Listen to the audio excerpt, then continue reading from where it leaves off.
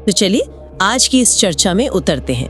आज बात एक ऐसे एहसास की जो शायद हम सब ने कभी ना कभी महसूस किया ही होगा, रात का डर। है ना अजीब?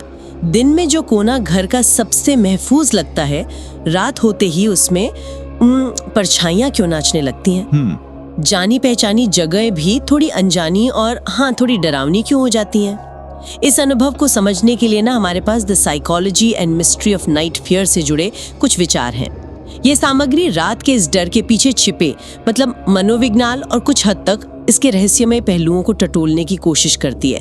तो हमारा मकसद आज साफ है, हमें ये समझना है कि आखिर रात में डर ज्यादा क्यों महसूस होता है। क्या ये सिर्फ मन का वहम है जैसे हम अक्सर कह देते हैं, या फिर इसके पीछे कोई ठोस वैज्ञानिक कारण है, या शायद कुछ ऐसा जिसे विज्ञान भी पूरी तरह समझा नहीं पाया है। आइए देखते हैं ये सामग्री क्या कहती है, कोशिश करते हैं इस गुत्थी को सुलझाने की। तो पहला बड़ा सवाल जो ये सामग्री सामने रखती है वो ये है कि डर असल में लगता किस चीज से है। क्या वाकई अंधेरे से, या फिर उन अनजानी चीजों से जो अंधेरे में छिपी हो सकती हैं। यहाँ तर्क ये दिया गया है कि असल डर अंधेरे का नहीं बल्कि अज्ञात का है। जब हमारी देखने की क्षमता कम हो जाती है ना, तो दिमाग को पूरी जानकारी नहीं मिलती और वो खाली जगहों को अपनी कल्पनाओं से भरने लगता है, और अक्सर ये कल्पनाएं डरावनी होती हैं। हाँ, ये बात मनोविज्ञान की नजर से काफी अहम है। सामग्री बताती है कि कैसे जानकारी की कमी, खासकर विजुअल जानकारी की कमी, ये हमारे दिमाग को एक तरह की क्या कहते हैं अति सतर्क अवस्था में डाल देती है। इसे डिफेंस मोड या सुरक्षा मुद्रा कहा जा सकता है। Defence mode? अच्छा हाँ। इस मोड में दिमाग हर अनिश्चितता को, चाहे वो कोई हल्की सी आवाज हो या हिलती हुई परछाई, उसे एक संभावित खतरे के तौर पर देखने लगता है। और दिलचस्प बात यह है कि ये शायद हमारे पूर्वजों से मिला एक बचाव तंत्र है। ओह हाँ, जो उन्हें अंधेरे में शिकारियों से बचाता होगा। आज भले ही हमारे घरों में वैसे खतरे ना हो, पर दिमाग का ये हिस्सा वो अब भी उसी तरह प्रतिक्रिया करता है। हाँ, और ये महसूस भी होता है, जैसे इसी सामग्री में जिक्र है कि रात को दीवार पर टंगी किसी चीज की परछाई वो अचानक ज्यादा बड़ी या किसी अजीब शक्ल की क्यों दिखने लगती है। हाँ। या फिर कहीं दूर से कोई हल्की सी खटपट हो तो भी लगता है जैसे कोई दरवाजे के ठीक बाहर खड़ा है। बिल्कुल। और ये सिर्फ महसूस होने तक ही सीमित नहीं रहता। बताया गया है कि दिल की धड़कन तेज हो सकती है, सांसें गहरी हो सकती हैं, जैसे शरीर खुद को किसी अनजाने खतरे से लड़ने या भागने के लिए तैयार कर रहा हो। ये सब दिमाग के उस डिफेंस मोड का ही नतीजा है ना? हाँ बिल्कुल, वो तैयारी है। चलिए अब इस डर के पीछे के विज्ञान को थोड़ा और खंगालते हैं। सामग्री इशारा करती है कि वैज्ञानिकों ने दिमाग के एक खास हिस्से की पहचान की है जो रात में या अंधेरे में ज्यादा सक्रिय हो जाता है।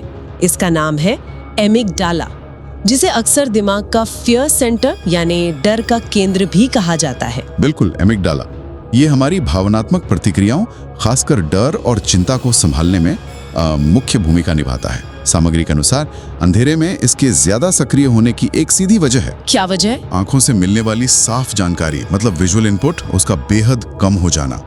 जब एमिगडाला को ये समझने के लिए पर्याप्त विजुअल सबूत नहीं मिलते कि आसपास का माहौल सुरक्षित है या नहीं, तो ये ज्यादा संवेदनशील हो जाता है। अच्छा। तब ये दूसरी इंद्रियों पर, जैसे सुनने की शक्ति पर, ज्यादा निर्भर करने लगता है। और इसी अति संवेदनशीलता के कारण ये छोटी छोटी चीजों को भी, जैसे घर के किसी उपकरण की हल्की आवाज या पर्दे का हवा से हिलना, उनको बढ़ा चढ़ाकर एक संभावित खतरे के सिग्नल के तौर पर दर्ज कर सकता है। ओह। हाँ, यही वजह है कि रात के सन्नाटे में घड़ी की टिक टिक भी कभी कभी बहुत तेज और परेशान करने वाली लग सकती है। हाँ, बिल्कुल। दिन में तो ध्यान भी नहीं जाता। दिन में हम शायद उस पर ध्यान भी ना दें। तो इसका मतलब ये हुआ कि हमारा दिमाग कम जानकारी की भरपाई ज्यादा सतर्क होकर करता है। सही। और कभी कभी ये सतर्कता थोड़ी ज्यादा हो जाती है। हाँ, कह सकते हैं ओवर सेंसिटिव हो जाता है, एकदम से दिल जोर से धड़कने लगता है। बिल्कुल, ये सब हमारी फियर सेंटर की अति सक्रियता का खेल है, जो कम रोशनी में हर आहट को शक की नजर से देखता है। जी। लेकिन क्या डर सिर्फ एक नकारात्मक, परेशान करने वाली भावना है? मतलब क्या इसका कोई और पहलू नहीं है? यहाँ सामग्री एक अलग, ज्यादा गहरा पहलू सामने रखती है। उसका कहना है कि डर हमेशा बुरा या बेकार नहीं होता, बल्कि ये एक बुनियादी और जरूरी भावना है जो हमें जिंदा रखने में मदद करती है। ये हमें खतरों से आगाह करती है, हमें चौकन्ना बनाती है। एक तरह से ये एहसास इस बात का सबूत है कि हम जीवित हैं, महसूस करने वाले प्राणी हैं। ये विचार भावनात्मक स्तर पर काफी गहरा है। डर का अनुभव चाहे कितना भी असहज क्यों ना हो, वो हमें हमारी अपनी सीमाओं और कमजोरियों का एहसास कराता है। सही। लेकिन साथ ही ये हमें हमारे अंदर मौजूद शक्तिशाली बचाव प्रणालियों से भी रूबरू कराता है। वो गहरे बैठे तंत्र जो हमें सुरक्षित रखने के लिए बने हैं। जब हम डरते हैं तो हमारी एकाग्रता बढ़ जाती है, हम अपने माहौल के प्रति ज्यादा जागरूक हो जाते हैं। हाँ, फोकस बढ़ जाता है। हाँ, ये एक तरह से हमें वर्तमान क्षण में ले आता है, क्योंकि हमारा पूरा ध्यान संभावित चुनौती पर केंद्रित हो जाता है। ये तो हुई डर की जरूरत और उसके जैविक आधार की बात। लेकिन सामग्री यहाँ एक और दिलचस्प, थोड़ी रहस्यमयी दिशा में भी इशारा करती है। अच्छा। हाँ, ये उन डरों की बात करती है जिनका कोई स्पष्ट तार्किक कारण नजर नहीं आता। जैसे कभी कभी रात में अकेले कमरे में होते हुए भी ये तीव्र एहसास होना कि कोई और भी मौजूद है। हाँ, कोई अनदेखी उपस्थिति हमें देख रही है।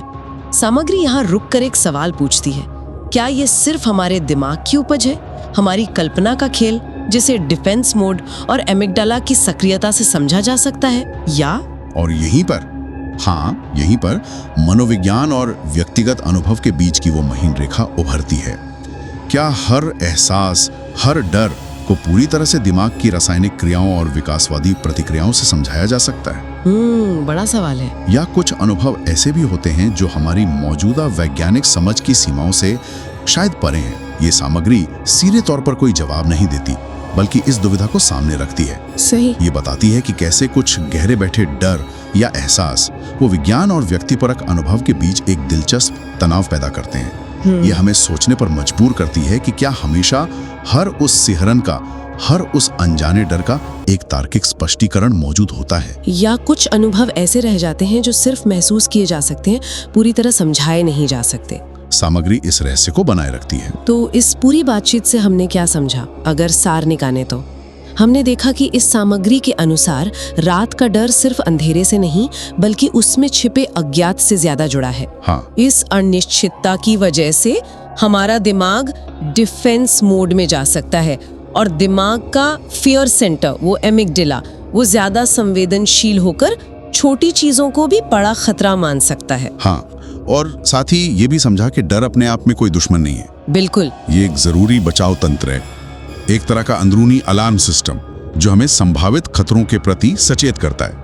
जैसा कि सामग्री में कहा गया है, अगली बार जब रात के अंधेरे में डर लगे तो शायद ये याद रखना काम आए कि ये कोई बाहरी ताकत नहीं, बल्कि आपका अपना दिमाग है जो आपको सतर्क रहने का संकेत दे रहा है। ये आपका सुरक्षा अलार्म है। सुरक्षा अलार्म, ये अच्छा फ्रेज है।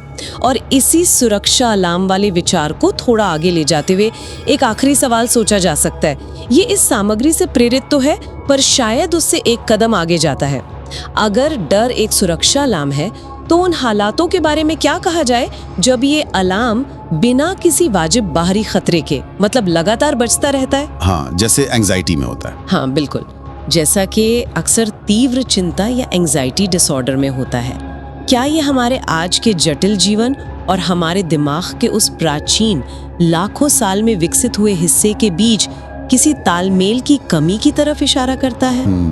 दिलचस्प सवाल है। क्या हमारा अलार्म सिस्टम आधुनिक दुनिया की चुनौतियों के लिए जरूरत से ज्यादा संवेदनशील हो गया है? सोचने वाली बात है। इस पर यकीनन और सोचा जा सकता है।